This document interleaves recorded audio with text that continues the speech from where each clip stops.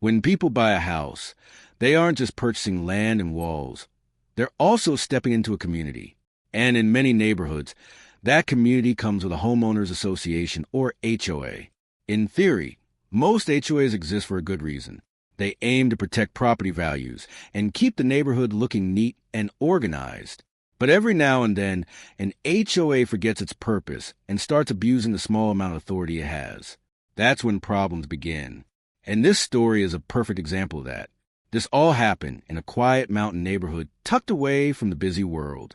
It was the kind of place people fantasize about when they imagine peaceful living. There were breathtaking views, calm surroundings, and neighbors who genuinely cared about each other. Life there moved at a slower, friendlier pace. But there was one major issue that everyone living there had to deal with. The entire neighborhood was connected to the outside world by a single private road that stretched nearly 2 miles down the mountain. During the warmer months, it wasn't a problem at all. But when winter arrived, everything changed. Snowstorms could dump several feet of snow overnight, turning that road into an impassable wall of white. When that happened, the residents were essentially trapped in their homes until someone cleared the road.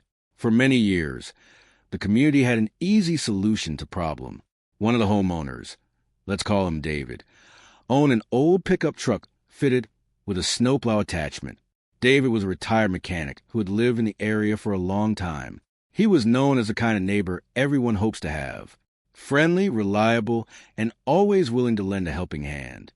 Whenever a heavy snowfall hit, David would wake up before sunrise, climb into his truck, and begin plowing the road. He would slowly clear the entire 2-mile stretch so that everyone in the neighborhood could get to work, take their kids to school, or simply leave their homes if they needed to. And he never asked for a single dollar in return.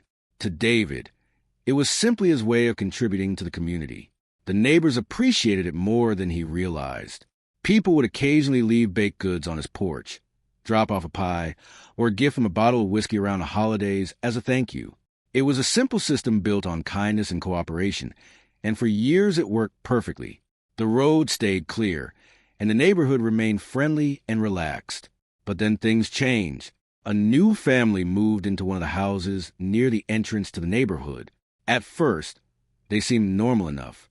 But soon after arriving, one of them, a woman we'll call Karen, ran for a position on the HOA board. And she won. Karen had a very different vision for how the neighborhood should operate. She believed everything needed strict rules, tight regulations, and perfect uniformity. Shortly after joining the board, she began pushing through new policies. Suddenly, residents were being fined for things that had never been an issue before. Trash cans left out too long after pickup, decorations that didn't match the approved aesthetic. Even small things like the color of garden ornaments became problems. The relaxed atmosphere of the neighborhood, once enjoyed, slowly began to disappear. People started feeling like they were being watched and judged all the time. Then came the incident that changed everything. One winter morning, after a heavy snowfall, David followed his usual routine. He got up early, started his truck, and spent hours clearing the entire road so his neighbors could safely get in and out of the neighborhood. It was exhausting work, but he didn't mind. A few days later, David opened his mailbox and noticed an official envelope from the HOA. He assumed it might be a holiday greeting or maybe even a note thanking him for plowing the road again. Instead, when he opened the letter, he found a notice stating that he owed the HOA $100. It was a fine.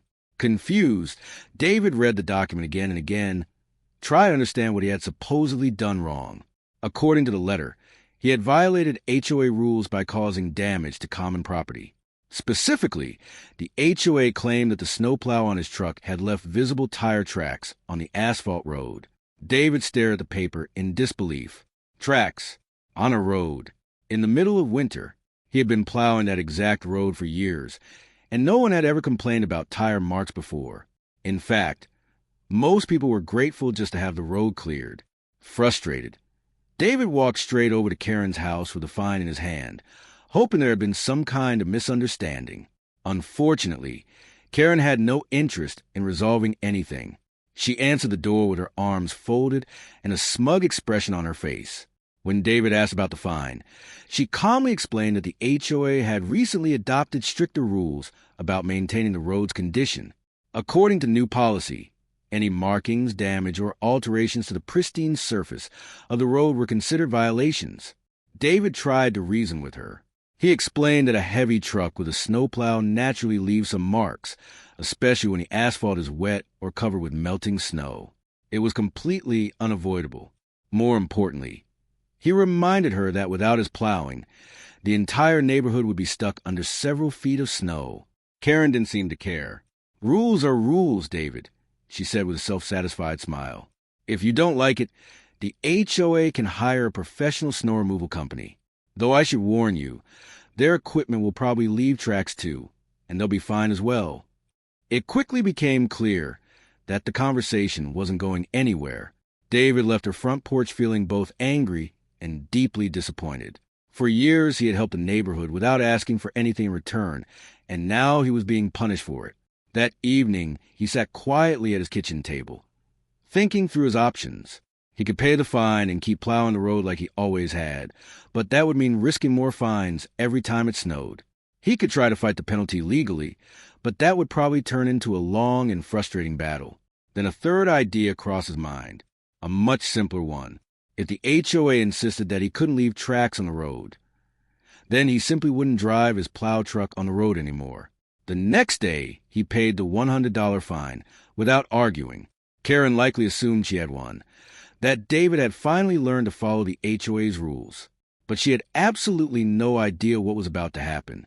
About a week later, the weather forecast started warning residents about a massive incoming snowstorm. Meteorologists predicted the biggest blizzard the region had seen in years. News reports urged people to stock up on supplies and avoid traveling if possible. In the past, a storm like that would have been little more than an inconvenience for the neighborhood. Everyone knew that David would be out before sunrise, clearing the road. But this time was different. David parked his plow truck inside his garage, sat down in his living room, and waited for the storm to arrive. When it finally hit, it hit hard. Over 2 feet of snow fell during the night, and powerful winds piled the snow into massive drifts that reached 5 or even 6 feet high in some places. By morning, the 2-mile road leading out of the neighborhood had completely vanished beneath a thick blanket of snow. It was impossible to drive through. Soon after sunrise, David's phone began ringing. The first calls were from friendly neighbors checking in. "Hey, David," one of them said. "You doing all right? The snow looks pretty bad out there." David calmly explained the situation. He told them about the fine and the new HOA rule regarding tire tracks on the road. According to those rules, he simply couldn't risk plowing anymore. His neighbors were stunned, but they understood their frustration wasn't directed at David. It was aimed squarely at the HOA. Then the more desperate calls began. People who needed to get to work. Parents worried about their children missing school. Residents who had important appointments outside the neighborhood. And eventually, the most frantic call of all came from Karen herself. "David," she said, clearly panicking, "why haven't you plowed the road? It's completely buried. I have a very important meeting today." David kept his voice calm and polite. "Well, Karen," he replied, "as you pointed out, my truck leaves tracks on the road. And according to the rules you wrote, that's a $100 fine. I can't afford to be fined every time it snows. I wouldn't want to damage the common property." Karen sputtered in disbelief. "But this is an emergency," she insisted. "You have to plow." "I'm sorry," David said gently. "Rules are rules. Maybe the HOA should hire that professional service you mentioned." And with that, he politely ended the call. Within hours, panic spread throughout the entire neighborhood. The residents were completely stranded. No one could leave, and no one could get in. One neighbor had a medical appointment they couldn't reach. Another family was running dangerously low on baby formula. The situation was becoming serious.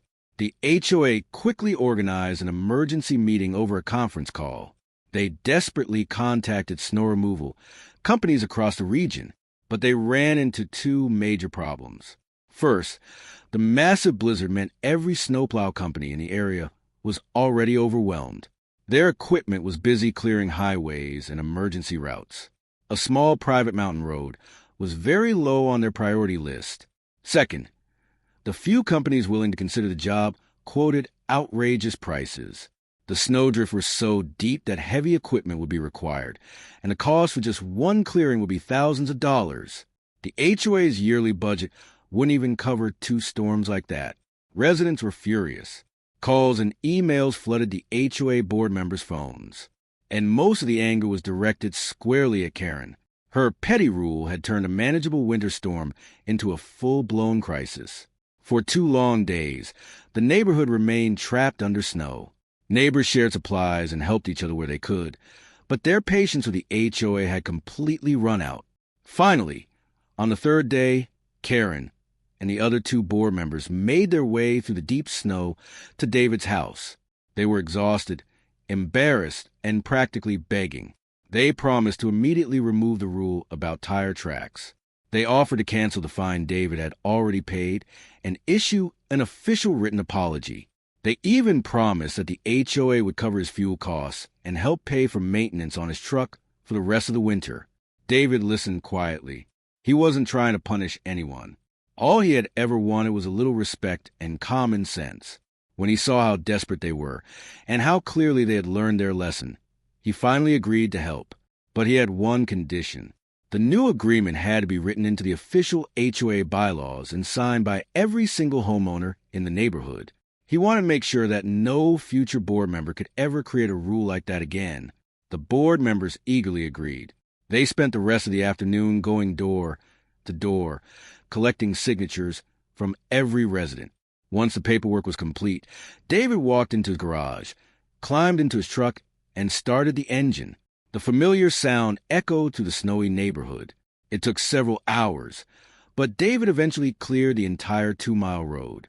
As the snow finally moved aside, neighbors stepped out of their houses to cheer and thank him. From that day forward, David became something of a local legend. The HOA never bothered him again. In fact, Karen was so embarrassed by the entire situation that she resigned from the board at the very next meeting. The story spread through nearby communities as a reminder of what happens when petty bureaucracy replaces common sense and neighborly cooperation.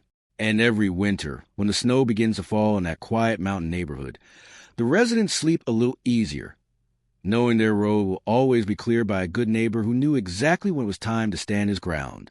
So what do you think? Was David right to teach the HOA a lesson, or should he have just plowed the road despite the fine? Let me know what you think in the comments below.